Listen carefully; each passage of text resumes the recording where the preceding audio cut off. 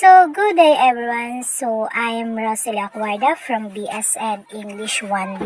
We will discuss why are some countries are poor while others are rich. The two countries that I choose is the Saudi Arabia and Afghanistan. Country of Saudi Arabia is a rich country. Why Saudi Arabia is a rich country? In Saudi Arabia, economy has been defined by its abundant oil reserve. Its ability to influence global oil supply propelled Saudi Arabia to one of the richest countries in the world. The Saudi royal family became important players on the world stage. However, wanting dominance in the oil market is forcing the Saudi government to think differently about its reliance on the community.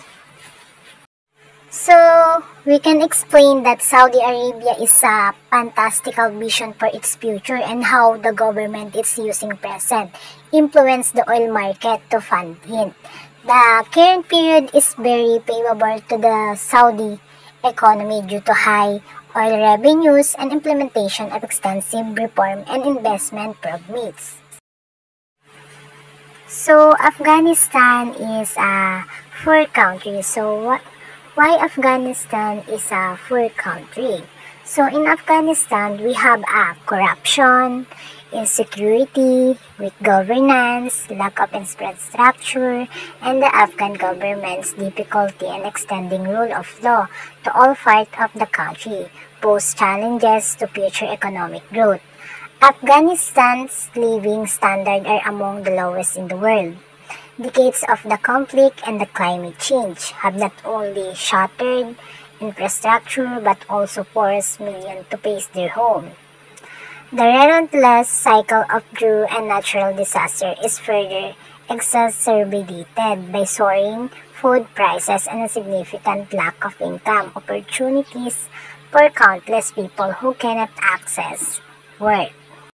Here's the other reason why Afghanistan is a poor country. It's because of lack of education, livelihood, and access to basic services contribute to Afghan poverty.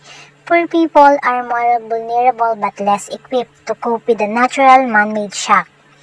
International spending helped grow the economy, but it has not equally benefit all sectors or the poorest.